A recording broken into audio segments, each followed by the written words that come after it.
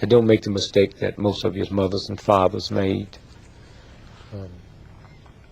When I wake up in the morning, my prayers, and I thank God I woke up, the Ku Klux Klan woke up this morning. The drug pushers woke up this morning. I thank God that I made another 24 hours in the most vicious, nasty, hateful, insane nation that's ever existed, with my wits, without hating, without being bitter, and without being mean. And I thank God that I survived 24 hours in that type of atmosphere, with the type of amusement and friendliness. And so I would say to young folks, don't be in a state of denial of the racism and sexism, but don't let that block you. Don't teach your children that you have to be twice as good as a white. That's an awful thing to teach your child. Mm-hmm. That's like saying because you're black, white America has a right to change your dollar for 94 cents. But we used to get 50 cents, and before that we used to get nothing. Young folks have to say, we don't want more change for $1. Excuse me, we want a full dollar's change for $1, or this cash register will never ring again. Yes.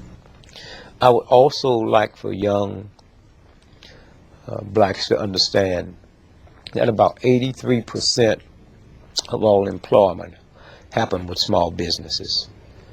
And excuse me, if you don't have a small business, then you have nobody to work for you. And I would say to young blacks, get into entrepreneurship. We will never catch up with white America till we get into business, because there's a thing called tax write-offs. And if you have a job and come together, 10 of you, and open up a corporation and have somebody run it, you hiring somebody to run it, but you have tax write-offs. 98% of people that fly first class on airplanes would not be there if that wasn't a write-off.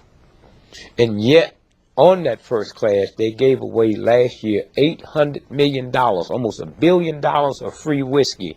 But if a welfare mother asked for some apple juice for the baby, mm-hmm. she's laughed at. Mm-hmm. And so I would say entrepreneurship, and then understand that we will never survive as a group until we get into communities and not neighborhoods. Mm-hmm. A community is, I control the police, the banks, the schools, the firefighters, and I control the flow of the money.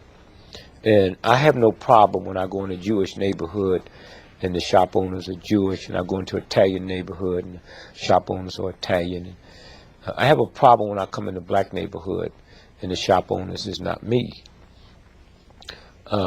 A Korean has a right to come in and buy my shop for $30 million more than it's worth.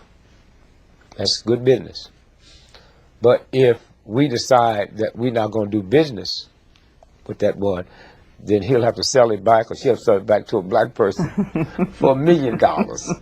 And then the money circulates, and that's how you change. We've been so busy dealing with the hurt and the pain and the misery and glamorizing a hand few that have made it, that we have never really looked at, like they say, your role model. If you haven't got a role model in your house, you should fall on your knees and pray to God, because something is wrong. Yes.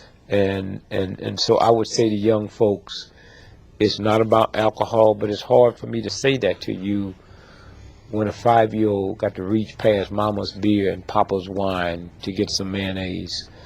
I would also say to young folks that the number one drug that will wipe you out is not cocaine, it's not heroin, it's marijuana, and they deliberately make that a recreation drug, but it stays in the muscles, it stays in the blood, and it will wipe out your memory bank.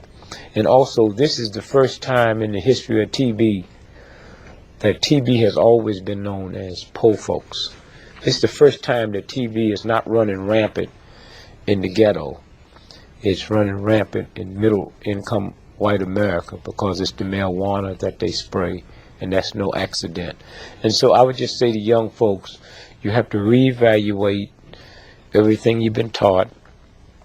I would say to the black folks that just because a black person is 90 years old don't mean they have wisdom, and you need to listen to them, because if you was dumb and stupid when you was 9, you dumb and stupid when you 90.